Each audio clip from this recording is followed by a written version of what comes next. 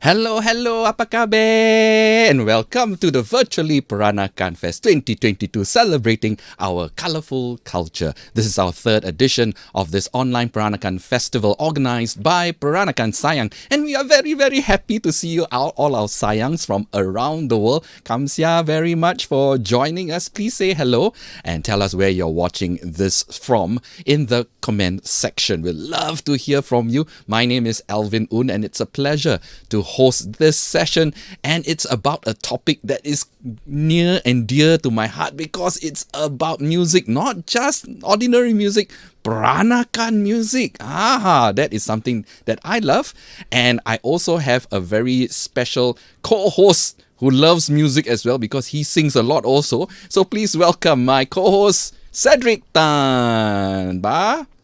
Yo, music. Music to my ears, yeah. So yes, good evening everybody. Selamat datang. I've just finished my tea time and I hope you have too.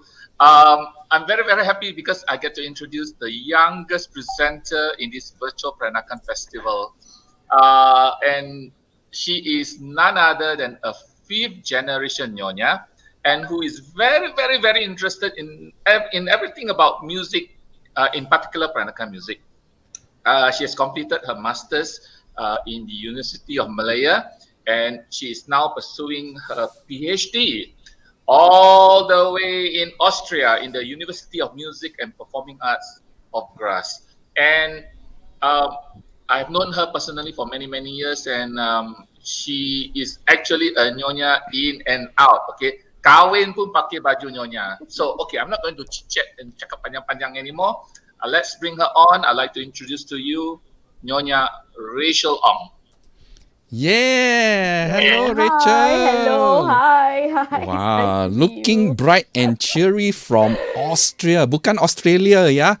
Austria jauh seh. I see. Sejuk also.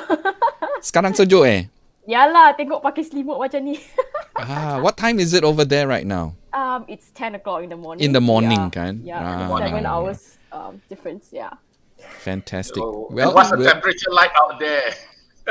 Let me see. It's 6 degrees now and cloudy. Yeah, so it's really Okay, let's warm up this room, yeah? With Yes. music. Okay, we are looking forward to that. Yo, joget, ronge, Yes. and all those stuff. Yeah, we got so much to share. All right. So, shall I begin? Begin now? Yes. Yeah. Okay. Hello, everyone. Thank you for watching. Thank you for tuning in. Also, I would like to thank Alvin for inviting me to be part of this wonderful festival. And it was also very nice to have Cedric here as well as a moderator here. So the title of my talk today is The Cosmopolitan Musical World of the Peranakan. Sorry, I'm missing the in in the slides. So before I begin, I would like to briefly introduce myself. Next slide. So I'm, of course, Cedric's mentioned, I'm the fifth generation Nyonya from Melaka. I was born and bred in Melaka and grew up with grandparents who spoke Baba Malay. So I'm actually very honoured that kau boleh cakap Baba. Even also at home with my family and relatives, until today, we still speak Baba Malay whenever I'm back in Malaysia. Right now, I'm in Austria. So I am an ethnomusicologist, currently doing my PhD, as Cedric mentioned. And maybe many of you may be wondering, what does an ethnomusicologist do, or what is ethnomusicology, right? So in general, just briefly, ethnomusicology is the study of performance. So performance meaning covering like an umbrella term for music, dance, and theatre in its social and cultural context. So basically, it'd be like an anthropology, but I study on the music part of the anthropology in that sense, just to make it easier for you. Okay, so let's get right to the music. Now, my talk today is actually based on my master's research work, which I've done a couple of years ago. And I explore the musical culture of Peranakan by tracing Peranakan's interconnected histories. And then I highlight how this is reflected and shapes our musical expressions. So I will not get into the discourse about terminologies of Peranakan. I mean, a lot of scholars have done so. What is Peranakan, Baba Nyonya, the word and all this, I will not discuss too much. So in this talk, I use the term Peranakan to refer to Peranakan Chinese or Peranakan Cina or Babas and Nyonyas from the former British Strait Settlement, which is known today, as we are today, Penang, Melaka, and Singapore. Okay, so a few years ago, while I was in the beginning stages of my master's research, I was asking around what is Peranakan music? Is there such a thing of Peranakan music? So I was often told by community members that no lah, there's no such thing as Peranakan music lah. Oh yeah, there's nothing to look at lah. Don't waste time and things like that. I get comments like this, and then I kept wondering keep seeing all these performances, the choir groups, the songs that we sing, where we congregate, we have sing along and things like that. And there's always this jogate and social dancing. And, as trained as a researcher, right? So I asked the question, why do we sing this kind of songs? What songs? What about this dancing? What kind of acting? What is represented as Peranakan music? In publicly or, in the tourist brochure or whatever, and what kind of music is associated with Peranakan. So my research of Peranakan musical culture also led me then to the word called Cosmopolitan, which is in the title of my talk today. And to discuss what makes Peranakan musical culture cosmopolitan, I then will divide my talk today in two sections. The next slide. So the first section of my talk will be to explore Peranakan musical culture, and I've mentioned earlier, by tracing Peranakan's interconnected history. And secondly, how is it reflected today and shapes ours, depending who is the audience, musical expression today. All right, so let's go on to the first section. Now, it is established widely that the Peranakan culture flourished starting from the late 19th century to the early 20th century, right? So this period we all know and refer to as the Golden Age. And this Golden Age was actually the result of economic, social, and political developments in the cosmopolitan port cities of the British Strait Settlements, which is, Penang, Melaka, Singapore. So a little background about port cities, right? Before that, the word cosmopolitan. So if you just do a simple Google search, cosmopolitan actually means, including people from many different countries. So if you think about port cities back then in the British settlement, during the British settlement time in British Malaya, right? So a lot of networks, lively exchange of, people and ideas, political ideas, also circulation of merchandises and trade, and lots of exchange as well, print and audio technology, and lots of different people meeting in that one place. So this is why the port city, especially Singapore, becomes like this very cosmopolitan. There's always a mix of culture, right? And so this results in this kind of regional network, around Southeast Asia, especially maritime Southeast Asia, which is Indonesia, the islands, right up to Phuket and all that. Phuket was also a very important port city back then. So yeah, this is kind of like a global process. In a way, already started a global process of consumerism as well as cosmopolitanism. So knowing that economic growth and everything is happening in the port city, this is like a lively place, right? So of course, a lot of people come and settle, live there, work there, and the rate of urbanization rose. So when rate of urbanization rose, we know that in every city, of course, the urban entertainment also developed. All right. So and then such as this kind of entertainment includes like commercial theaters, such as the Bangsawan we all know, which was very big in the region, especially in Singapore, lots of troops, and also in Penang, and lots of wayang groups as well, be it the Chinese theater, opera, or also starting with the Peranakan wayangs as well. And then there were dance halls and cabarets. I'm sure probably I don't know if your parents or your grandparents, or I don't know, you've known of this, dance halls and cabarets, and also music parks, amusement parks emerged during this time in the early 20th century. So through all this, what do we need to have all this kind of entertainment center, right? Of course, we need music. And this is where all the music comes in. All right. So just to give you an impression about how lively it was, port city is, I'm going to play you a little video excerpt just to give you an idea, an impression. The next video. Yeah.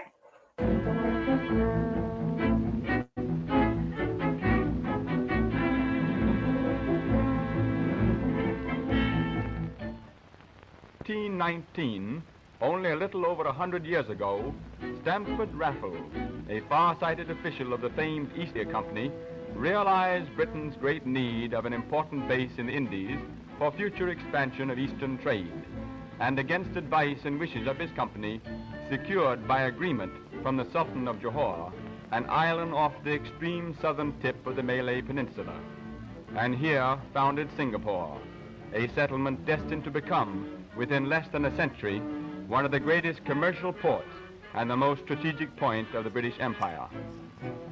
Singapore, but 77 miles north of the equator, is at the crossroads of Australia and India, South Africa and China, and as military base and home of the combined British Far Eastern fleet, is rightly considered the Gibraltar of the East.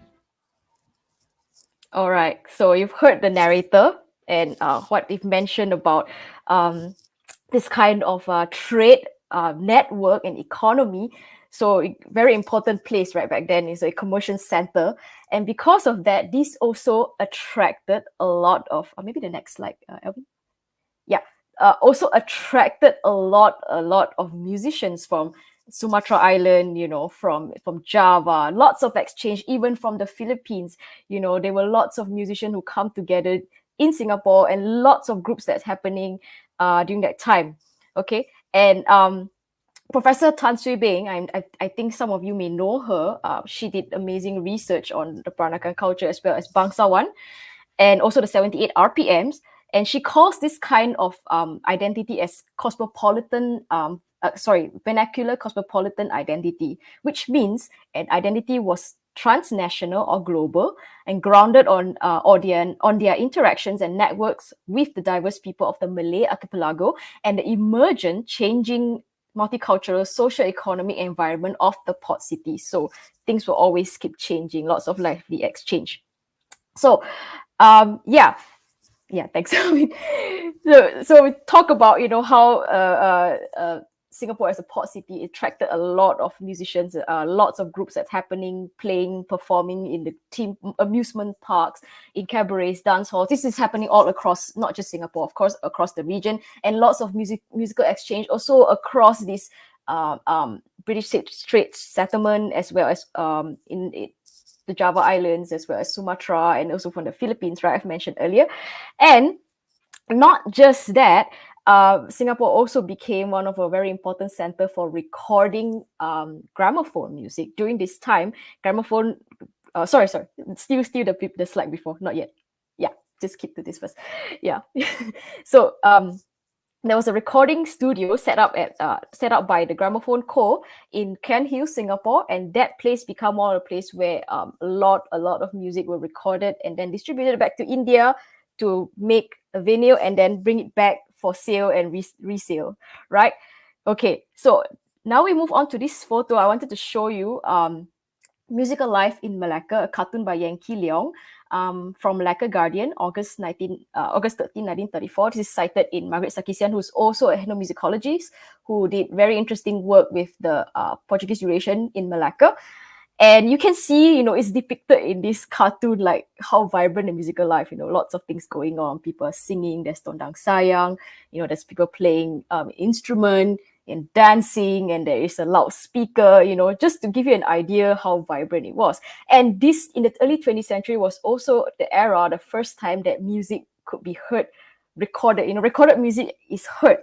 Because before the invention of the gramophone or the phonograph, before that, you can only hear music live. Like you go to a concert, you listen to music live. But later on, 1920s and 30s onwards, when people start owning gramophones and then radio came into the market as well in the late 30s to the 40s, people could listen to their songs over and over again. That was really a craze, right? Okay, go on to the next slide. Now, talking about all these things in a really big form, what does it have to do with Peranakan? Of course, a lot, right? This also affects Peranakan's social life, right? And also shapes a lot. Also shape all these kind of exciting new developments also happening in Penang and in also Singapore and Melaka. So Sarkisian noted that the Peranakans were wealthy and modern, and they were at the forefront of every new craze. So when you have money, of course, you get for a lot of new technology, right? So this is cited as well from the book Peter Lee and Jennifer Chen. So radios and gramophones also found their way into living rooms. In those days, the Peranakans were the first amongst the Chinese to own such modern equipment. As a result of their constant contact with the colonial rulers, many Peranakans acquired an appreciation of Western classical and popular music in addition to their appreciation of keronchong and dondang Sayang. So due to accessibility of the language, right? Like Baba Malay, of course, the Malay language. So of course, then they also like keronchong music and like dondang Sayang. And then later on, many songbooks were published containing the popular tunes of the day. And this musical interest encompassed the acquisition of pianos. So I'm sure maybe some of you have known that your family has had a piano for a long time or some sort of musical instruments. During my research work, I've spoken to many people who said that, yeah, they have piano at home, they have sing along. And, this is common in many Peranakan family, going back to the text. And families would gather around a piano and to the accompaniment of violas or violins, accordions, and perhaps banjos, mandolins, popular songs would be sung.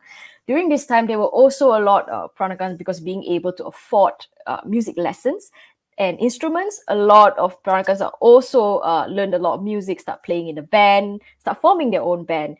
Okay? So from this text, we can tell how Peranakan negotiated this kind of vernacular cosmopolitan identity, which I've mentioned earlier, this kind of, very eclectic, adopting, different influences, different ideas, Western music, keronchong, dondang Sayang, here and there. And also, it's reflected as well in our own material culture, right? We have a lot of influences from many places, right? So the music is not different from that, okay? And it shows how fluid it is, these things and these ideas flow, and how this creates sort of our identity in a way. Okay, we can move on to the next slides. So then here are some photos that I'd just like to show. Most of these photos are actually a bit biased to Melaka because my research is based in Melaka. But please jangan marah ya if I don't mention any Penang or anything or Singapore. So anyway, Peranakans were involved in dondang Sayang groups, and you see the first photo. Dondang Sayang practiced in Tun Tan Cheng Lok's house, Melaka. This photo is by the late Uncle Robert Sid, who has been so generous with sharing a lot of information according to performances in Melaka as well. And he's the one playing the gong on my right. Yeah. Okay. And then we see that on the other side, we see that a group of singers and musicians at the Gunung Sayang Club. The Gunung Sayang also started very early in 1910s, 1910, 1911. Not very sure the exact date year. So yeah, you see, there are lots of groups that form. People come together to play music, and there was also the Dondang Sayang Club in Penang, right? Now we move on. Besides Dondang Sayang, of course, Peranakans were involved in keronchong bands. We see here is a photo. I'm not sure if you can read the caption. It's a bit small up there. The Bintang Suare. They go along with a bullock cart into a carriage and then performing music. This is in Penang. And on the right side, there is a Cahaya Bulan radio minstrel, or in the photo, you can actually see that Cahaya Bulan radio, minstrel. Or back then, they used to call the name as well as orchest minstrel. So orchest is a short form of orchestra, but actually it's not really like you think of a Western concert hall kind of orchestra, but in a way, it's an ensemble that play a certain kind of music during that time. Right. So looking at the instruments there, I'm not sure if you could tell, but this would probably, the music would sound more or less like a keronchong, and also a mix of Hawaiian style music, because there is a Hawaiian guitar on the guy sitting in front here, holding the flat one, Hawaiian guitar. And you see behind him, there are also musicians carrying sort of like a small ukulele. And this is actually the chak and chok, one of the main instruments. And in the keronchong ensemble, where you play the rhythm section like so these two they will interlock each other. Of course, then the bass there, and there's a cello usually played. The double bass is the big one, yeah, on the left side, and then in the middle that's the cello, and there's also the maracas. Maracas is considered back then, a sort of a Latin music instrument, right? So the music is kind of mixed. If you think about it, it's like a Latin, a bit Hawaiian. It's not so like a fixed form of a keronchong music. But then, what is a fixed form, right? Even in keronchong music, we know of its origin from Indonesia. Keronchong music itself has also developed and changed and adapted many other influences into it, right? So to give you just an impression of how Cahaya Bulan radio minstrels music sound like with these instruments, I'm going to play you just a short excerpt. I'm sure you all know this tune.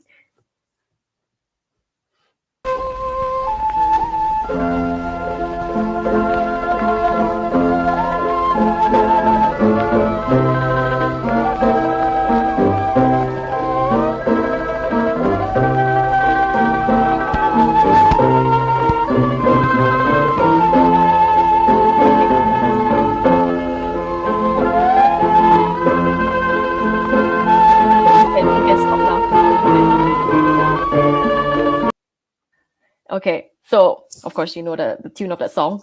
Some of us identify it as the national anthem of of Malaysia, and of course, just a sidetrack a bit, Terang Bulan, the tune has been known by many names as well as Mamula Moon, and is played across from Hawaii to Seychelles to even Hong Kong.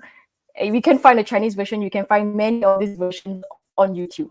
YouTube is amazing. You can find a lot of things there. All right, so we're going to move on a little bit. So Peranakans not only play in keronchong, dondang, sayang, they also play in string bands. Big string band. Strings is like violin, viola with a double bass and cello. They also like a minstrel group, like what you've seen earlier. Swing bands, which were later on the craze. Big bands like jazz kind of music was also a craze during the 30s to 40s and up to the 50s. And so they were involved in a lot of things. I don't really have time to show a lot. There are actually a lot of photos. If I want to show, there are a lot of photos. They're just an example with a slide before. Now we're going to move on. Peranakan is just not just involved in popular music. Apart from popular music, they're also involved in religious and cultural style of music. So the photo on my left here, it's actually from a Wangkang procession. I don't know if you heard of a Wangkang. So Wangkang is basically, maybe later on Cedric can explain more, is actually a religious ceremony where where a barge is built and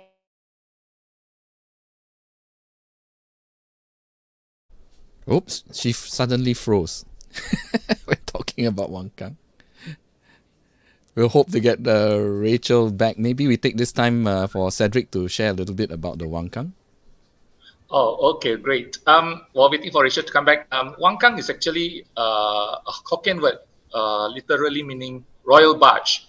It is a ceremony that's being held in Melaka and perhaps other places in the diasporic Chinese communities throughout Southeast Asia, where the ceremony objective is to get rid of evil spirits, that causes a catastrophe, economic depression, and also diseases, pandemics. All right. Okay, back to you. Sorry, I don't know what happened. It just went out of my screen. It's okay. I think it was you were getting too cold in Austria, so you froze. Maybe frozen. yeah. I think Cedric has explained to you what the ceremony is all about, right? So, and then on the right side, of course, you see there's sort of like a saruni band. So there's saruni, which is in Chinese is actually called a sona, but the Peranakans call it saroni, and it's, of course, I think it's a derivation of the word saronai from Malay, and it's sort of like a double reed oboe instrument, and then play along with the gong, and this kind of ensemble, the saroni ensemble, is played in wedding, in funerals. why is my screen? Okay, wedding, funerals, and also birthdays, right? But as of today, I'm not very sure who else plays the soroni except for someone we know in Melaka, Sia, who plays that, the sona. Anyway, now besides that, we move on to the next slide. So I'm thinking about Peranakan musical culture, right? So social dancing, of course, we all know this. Until today, we still do this. This is a photo taken in PPCM. I'm not sure. Yeah, so this is a photo from PPCM quite some years ago. But of course, the culture of social I don't know dancing what's still going on continues. Yeah, it's with okay. the connection. No worries. Do you hear me? Yeah. Yes. So you're sharing about Hello? the social dancing? Oh, yeah, it froze again. Yeah, but we can hear you. Okay, that's good. So sorry. Okay, so this photo is taken PPCM. I'm not sure exactly the date, but judging from the outfit, judging from the, what they wear, could probably be like a New Year's Eve party from the hat, or it looks more like a New Year's Eve dinner and dance party. All right, but I can't say for sure. It's just what I think. Yeah. All right. So now tracing back to the early 20th century, of course, the Peranakans were involved in this kind of social dancing, social life is very much also adopting like British colonial leisure activities, and this shows a lot. There are also photos about fancy dress party, dinner and dance, which we practice until today. Okay, so we go on to the next slide. Now, out of this musical culture, we also have Peranakan also have a very, very interesting practice, which is actually philanthropy.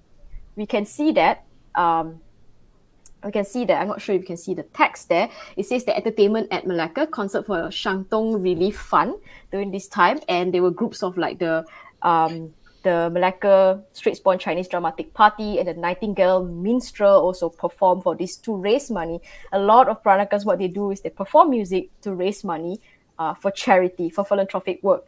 And also in this program book in the middle from 1950s, also the Melaka Dramatic Association, they perform in Penang for the St. Nicholas Home for the Blind. And this whole play was directed and conducted by Mr. Tan Eng An, who was actually a blind musician. And he wrote a couple of pieces, and one of the pieces is actually Sapu Tangan Yang Putih. Okay, so we will go on to the next slide. Now, going on to the next part of my talk, the first part I talk about the musical history and the interconnectedness and all that, right? So now we go on to the next slide, which is continuity of Peranakan culture. Is there a continuity? What do you think? I mean, yes, of course, as we know, culture is always evolving, always changing. And of course, this is in response to socio-economic changes, political changes, or the landscape changes, things like that, technology advancement. I mean, right now, we could do this online. We could sing music, we could do music online like this, and we could share our thoughts here online, So the medium has changed, of course, but the aesthetic of making music, of this idea of participatory music, of coming together, of, but jolly, what we say, or we joget, and we have lots of social dancing, is still very much part of the musical culture. And of course, through all of these, we need music, right? We need bands, you need all these things that goes on. So then we go on to the next slide. And just some photos here. This is also seen in the collection of songs. Like, for example, in these two song books, of course, this book is all on my left side. And then the right side is actually by the Peranakan Association. It's a collection of song repertoire. And some of these songs date back to the early 1920s. And for example, the folk song Trek Tek Tek is still sung until today. And we all know this song after like 100 years plus now. So it's very much part of, is very much part of the Peranakan repertoire, right? And this is being transferred from one generation to the next. And of course, the folk song is also very much shared across, the maritime Southeast Asia region, speaking the same language, which is the Malay language. Okay, and then next one. besides old songs, besides songs that we sing, popular songs also that is sung. I mean, I'm sure you know if you join the choir groups, if you've seen Peranakan perform, there are also new things that happen. So, for example, this is an example from PPCM, actually, of the rendition of the Chinese New Year song called Chu Xi Nian. So this song is actually put together by Daniel Ong, one of the member of the community in PPCM. So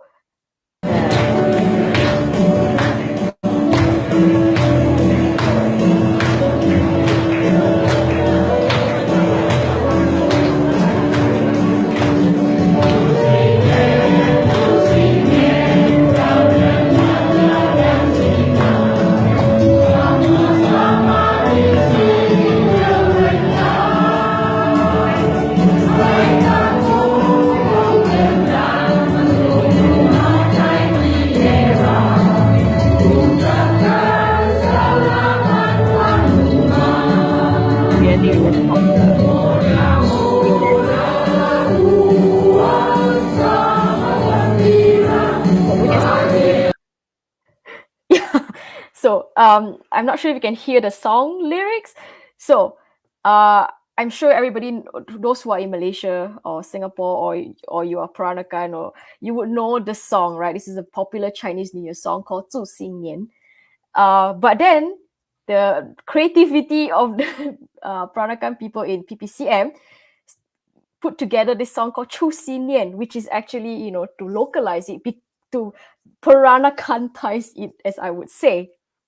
Right, and they put in also Baba lyrics, Baba Malay lyrics in that. So we see again here how this act of tune borrowing, you borrow the tune, but you put in new song text in the music, also reflects this kind of continuity of Peranakan negotiating with different identities, So we adhere to our Chinese culture, but through this song lyrics in Baba Malay, we show that we are, not Chinese. We are not Chinese per se, right? We have our own way of celebrating Chinese New Year. We say that Rio Ronda, main tambor, ko gendang, masuk rumah caiki merah, or ucapkan selamat tuan rumah. We say things differently than how we would think of majority like Chinese who have done it. But also the Chinese culture, to think of it as a homogeneous thing is also not appropriate, not right to say it that way, because it's also very heterogeneous, right? Anyway, we will go on. So, and lastly, as I talked about earlier, how this network, this transnational network of people, coming together and exchanging of ideas, we still have this today, and how we have this through our conventions, our annual conventions, right? So it started just, in Penang, Melaka, and Singapore in the late 1980s. It has now expanded and included other Peranakan communities in the region. So through conventions, we also see the difference as well as the shared songs and the different ways of making music today. And of course, I would say this would continue to evolve as we go along. And so there you have it. The Peranakan musical world is indeed cosmopolitan. And with that, I end my talk. Kamsia, everybody. Thank you very much, Nya. That was very nice, and I think it's very informative, especially for those who may not totally understand much about the culture, right? So, and of course, music is another important factor in our community, because everybody loves music. All Babas and Nyonyas loves music. You play music only, they are partying. They're either on the microphone singing, playing instrument, or they're dancing. Yeah. This it's is standard. A cultural marker. I would say it's a Peranakan cultural marker, one of our cultural marker. Yeah. I just wanted to share. I'm also a host, and one of events that I hosted was a wedding. And very interestingly, the groom side is a Chinese family, and the bride side is a Baba family. And I stood on stage. I could see the Chinese side of the groom side. They're all very mild-mannered, all sitting down, having conversation and all that, which is fine. But when I look at the Baba side or the Nyonya side of the family, I mean, they were partying already, They were up on their feet and jogging and all that, the music, whatever music, partying already, having a good time. So that reflects on the culture, you see, very, very interestingly. Yeah, for those of you who's looking at our videos right now and you see Rachel frozen up because she's actually very far away in Austria, but we can hear her. We can still hear her, which is fantastic. Just to update, we had Baba Fred piping in. Gunung Sayang Association was founded in 1910. Yes. Wasn't sure. It was in 1911, 1910. So you can confirm that in your next presentation. Baba said. Cedric? Oh, okay. Yeah, I mean, she's frozen in Austria, so that's why you get the frozen look. Okay, that's very weird. I can hear. You can hear me, right? Yeah. Yeah, but you yes. are frozen right that's now. Very weird. I wonder why. But never mind. Along your journey, learning about Peranakan and their musicology or their being very musical. What are the groups that you've probably heard, and do you think that the young generation right now can sort of emulate what they have done, or do you think they should just move on and create their own kind of music that suits them better? So very, very interesting and very important question to ask, actually. I mean, am I still frozen? Yes, yeah, but it's okay. We got a good shot of you. It's okay, I can hear you. Yeah, we can hear you loud. Okay, cool. Then I'll just continue. I'll answer your question. So if you look back, right, if you look back in the early 20th century, I mean, the musical culture has always evolved. It always adapted according to the times. You know, it was always considered modern and at the forefront of things. So if you look at it even throughout, right, of course, you know, we can retain certain kind of practices such as dondang sayang. You know, although that kind of spontaneity of doing dondang sayang is a bit lost here today, very limited today, but you know, people still try to practice, try to emulate it. In terms of like, you know, music and performing arts in that sense, I think it's not that you would forget.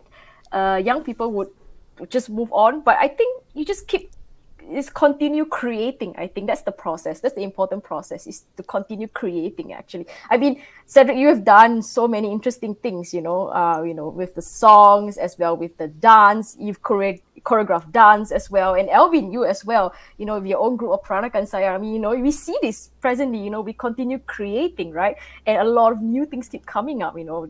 Even Alvin, when you create your music, you put in different elements. For example, like here the dondang sayang rhythms, the melody, that opening melody, da da da da da da da da da da da, you know, that kind of melody to sort of signify or symbolize that Peranakan. It's an identity. You know? Exactly, you know, that symbol per se, yeah. So I hope I answer your questions. But having said that, I mean, I love music, and I'm not a very well qualified musician, but I love music. I create a lot of music, and it's all out of passion for our culture and heritage. The music that Peranakans sing or perform to, a majority, it is not Peranakan per se, but songs that we love, songs that we enjoy, songs that we listen to. I mean, taking the dondang sayang for example, it's obviously not a Peranakan root music. It's actually Malay, right, or from Melaka, if I'm not wrong. Cedric, am I correct to say that? Yes. So it is songs that our forefathers heard and say, hey, this is nice, so I also sing. So they join in and have a good time. But the root of the music is not Peranakan, but it's songs that we love. And similarly for keronchong, you know, we hear the Indonesian keronchong. Oh, this is very nice. Let's set up a keronchong band, and then we start singing keronchong as well. So there lies our roots of songs that Peranakans love or enjoy. But even having said that, we are in the midst of developing Peranakan music, actual Peranakan music, which is songs written in our Baba Nyonya language, exactly, to tunes that has that feel of being Peranakan. So there has been development in our Peranakan music that we can call Peranakan songs.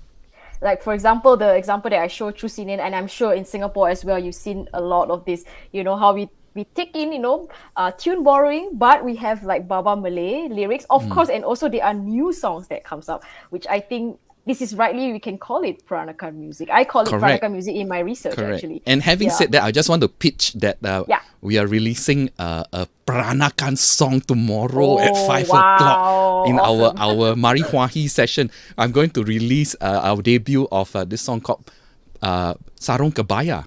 So that's something to look forward to. So I hope you all can join in. Cool. Oh, that's wonderful. Is there any question from the audience? Yeah, there's some comments. Okay, sure. Like Ellie, I don't believe her surname is Universe, but Ellie, her dad is a 4th generation Hakka Baba and had vinyl records as a young man in the 50s, and they had dance parties with these records as the background music. You can imagine the atmosphere, with the background music playing on the record player. I mean, that's so classic, isn't it? Yeah. Probably you should upload your songs, Baba Alvin. You should upload your songs to Spotify. Yes. I thought you were going to say better. I thought you said going to go print it on a vinyl record. No. Wow, that would be actually right. Online, if we don't have questions from the audience, I have questions for both Cedric and Alvin, actually. Oh, okay. This is more fun, right? Kena balik. No lah, I mean, like the two of you, both of you, most of your life you've been, involved in producing like Peranakan music and everything, So what drives that passion? And how do you get all your influence, your inspiration to do all the songs or dance for Cedric as well? Yeah, so open question. Go ahead, Cedric. Okay, I probably grew up in Melaka, so therefore I think we are a bit more traditional. So my kind of music will be, I would say, pretty conservative.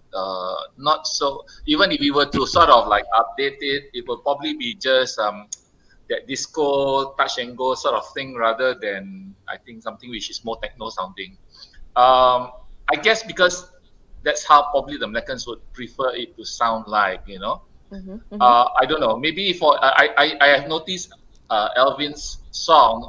He has definitely taken everything a step beyond. I wouldn't probably try those because maybe I'm not comfortable with those kind of arrangement. But I'm not saying that it is not workable. Yeah. It can be workable depending on the scenario, the environment that you're in. And I admire, for example, Elvis' sort of passion, because in order for you to create new songs, you must have lots and lots of inspiration. And probably in Singapore, you can get that. I think back in Melaka, we are all more laid back, we are all more relaxed. And therefore, we are more in tune with the typical sound. And we are trying to promote Melaka as a cultural center. Therefore, we cannot sort of like experiment something new, because or else we will probably be out of touch of the traditional approach. So that's my take on it. Yeah, I mean that's a valid opinion, which I do respect. My basic position is all about looking in the past and looking towards the future. Like our forefathers would have listened to, for example, keronchong, and they started playing keronchong. For them, at that point in time, that was forward-looking. And even for, we had a lot of bands forming in the past as well, like the Merry Lads and all that. And that point in time for them, that group of Babas were in the forefront of music for that time. So this is looking back at what they used to do. And I'm also looking forward, because if we keep doing music of the past, that's good as a base. However, we also have to look music to the future, because if we do not embrace the youth of today, their attention and their interest in the culture, it is hard to sustain the culture. So I always try to do things that are just a little bit of this and a little bit of that, touch of the past, but at the same time, the arrangements are all modern. Like when I do the rap, hip hop, like Homia Lalu and all that. I mean, that's rap. But the content of the lyrics are all pantun. So by that, we connect with a new audience that's connected to rap, but at the same time, we educate them on pantun. So to me, that is a mix of the old and the new, and try to find new ways to connect with a new audience, so that, because there's evolution, as we all know, our culture is a culture of evolution from the times of the 15th century to the 18th century to today. There's a lot of evolution going on. It's just that people are never comfortable with change. Change is always uncomfortable. That is the nature of change. But over time, let's say maybe in 2050, for example, some person like Rachel will say, back in 2022, there used to be this guy who sang this.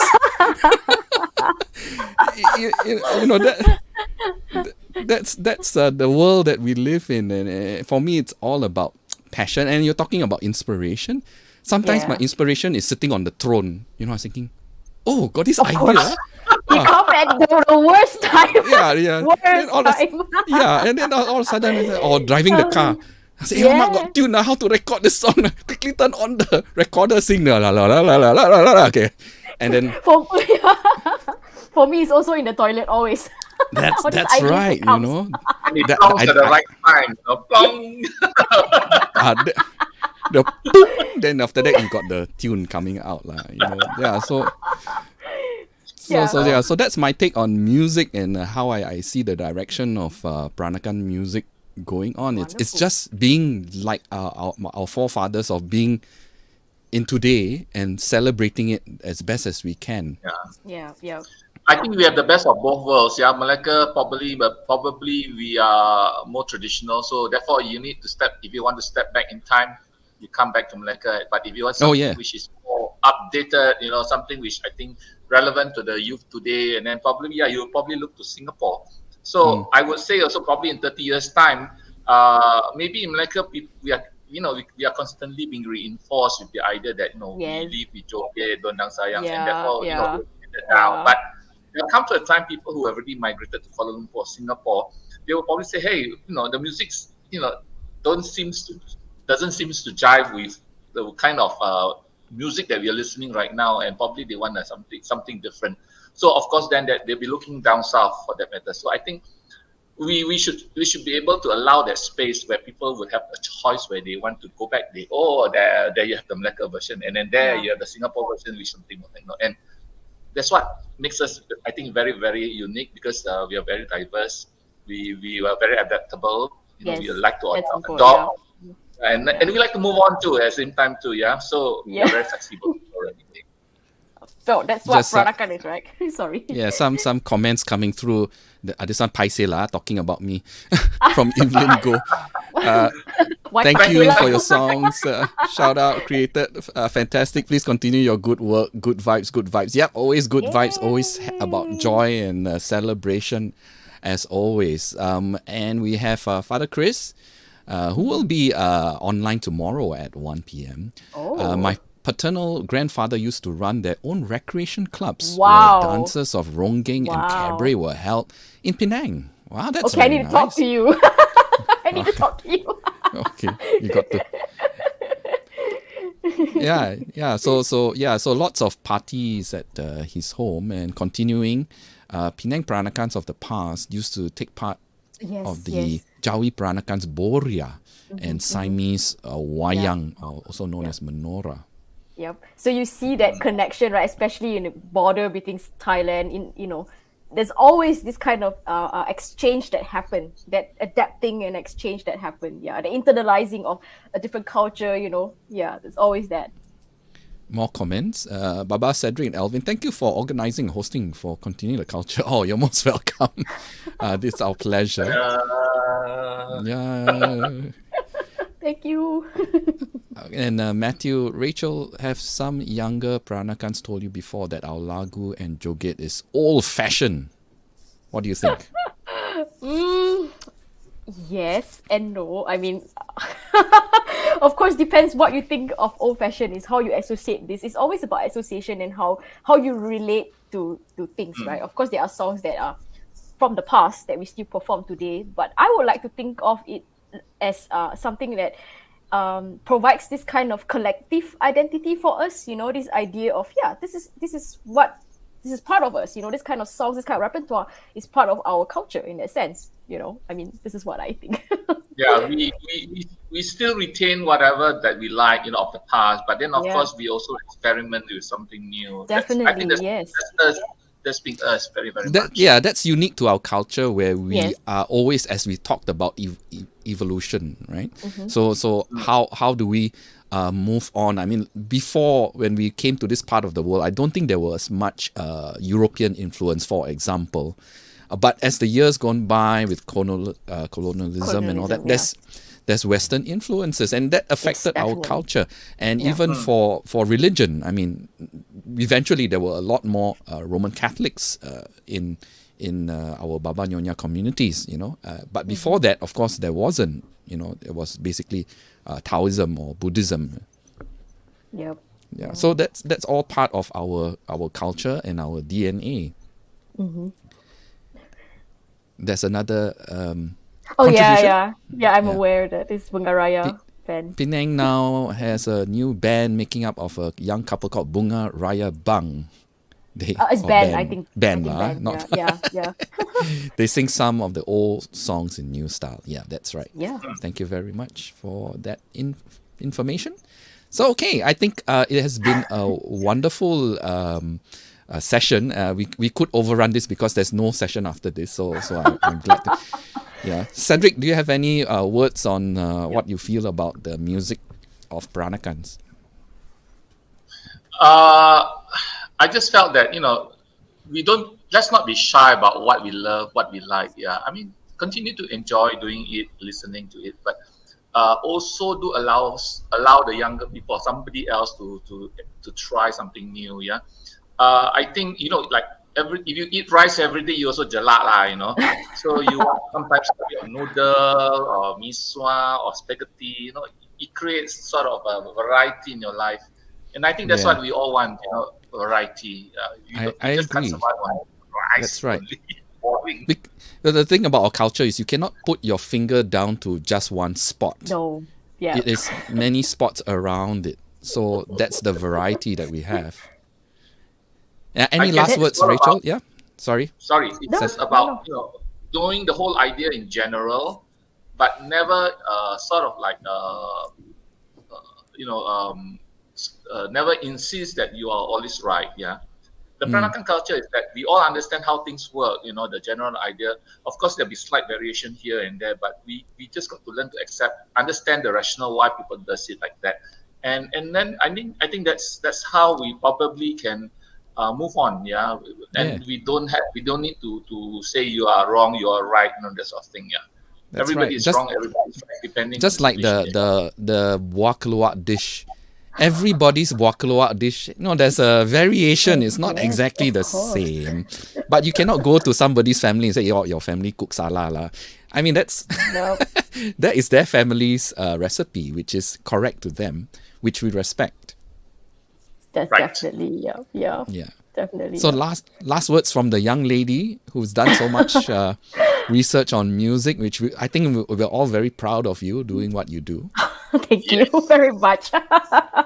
Thank you also for sharing with me all the information so that I can put this together.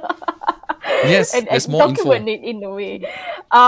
For me, it's to not following up on what Cedric said, to not think about Peranakan culture as something that is fixed in a box, museumized in that sense, stuck in the 1920s or 30s. But even so, back then it was constantly evolving, right? So Peranakan culture is always evolving in many ways, and especially here when I talk about music, yes, we see this also in music, and we see it right now with many examples from these two gentlemen here. Yep. So that's what I would say. Yeah, really. Vintage. Just like what Evelyn said, she's very happy to see a fresh young face to continue the Peranakan music culture. It was very interesting and informative, and I thought that wraps up the whole session and how we all feel about this particular session. So just a shout out, if you want to hear some Peranakan songs music that we all enjoy, original songs, do join us tomorrow at the same time at 5 o'clock for Mari Huahi. I think that's going to be super fun with our fantastic cast, and Cedric is going to be there as well, and some of our other friends who's going to join us. So thank you so much, Rachel, who's frozen. I'm tempted to sing Let It Go, but it's okay. But yeah, so thank you so much, Rachel, for really putting in this effort all the way from Austria to present this. Thank you, Rachel. Thank you so much for letting me be part of this wonderful festival. Thank you. And of course, Babas, always thank you so much for co-hosting this. Your inputs are always valuable. Okay, kamsia everybody. Well, everyone, that is the end of this session. We certainly hope you enjoyed the presentation. Please join us for a whole afternoons of programs tomorrow. Please check the listing of what's going on. It's starting from 1 p.m. all the way till the last session that is starting at 5 p.m. So once again, this has been Virtually Peranakan Fest 2022, celebrating our colorful culture, organized by Peranakan Sayang. My name is Alvin Un. We will see you tomorrow. Have a great time, everybody. Have a good evening.